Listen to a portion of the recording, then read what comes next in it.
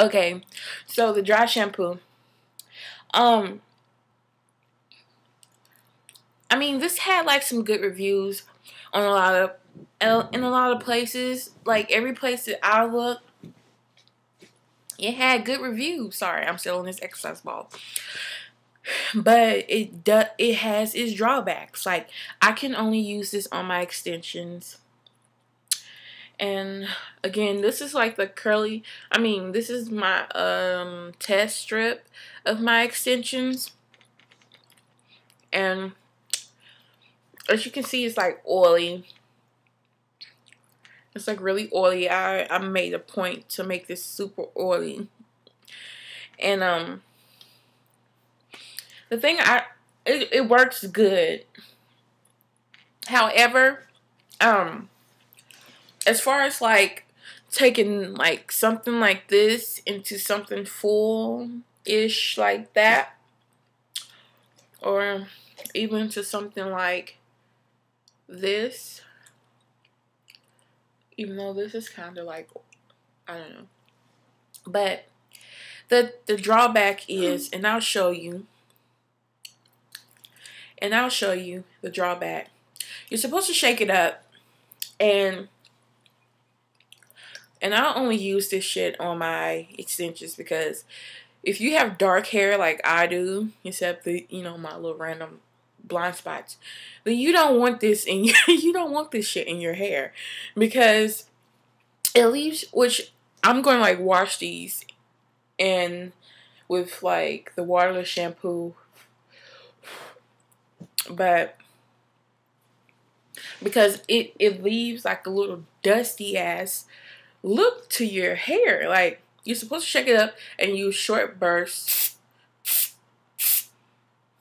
Wait. Hold on a second.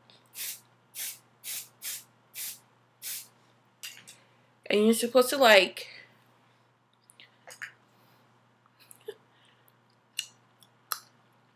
leave it in for 1-2 minutes, and then you're supposed to run your fingers through it.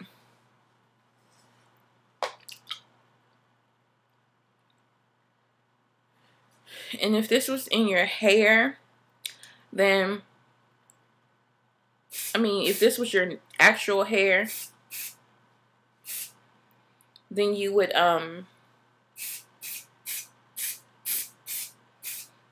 just put this on your roots. But still, it's still too dusty. It still makes your hair way dusty. And right now, I think the hair is like way too oily. But see, it works. I think I need to do it better at the top, but it works. See how it went from like stringy to, you can see it up here to down here. It's kind of like flowing a little bit more naturally. But if you can see that, ignore my jacked up nail polish, which is gonna be like my next review on this shit that I bought. But as you can see, like this is like the residue from the dry shampoo, and this shit is right here. This shit right here, nigga. My bad. This stuff right here is what like stays in your hair, and it leaves this dusty look to the hair. And I'm doing what it says. I'm like holding the can 8 to 12 inches away from the hair, and I'm massaging through, but still, like, it still has this dusty look to it, and you don't want that in your hair. And it's like a dry shampoo, but once you're done with this shit, you're gonna have to shampoo your hair. So,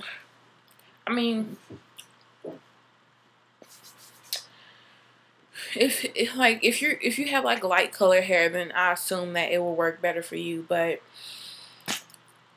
for me, it just gives like this dusty look.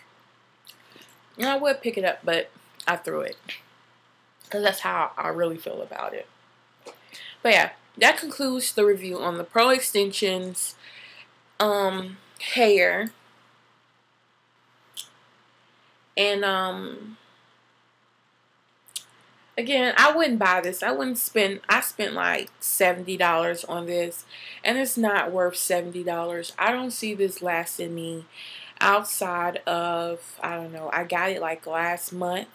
And I only used them once. So I don't see these lasting me a year. Like if I was to make my own extensions with better quality hair. Again, this cannot be human hair. If it's human hair, then they got this from a crackhead or something, because this is not what's up. Like, you can tell like the hair is cracked out. When I curl the hair with the wand, it smells like like a meth lab has exploded in my room. Like, I don't want cracked out, methed out hair. Like, $70, I expect better quality human hair.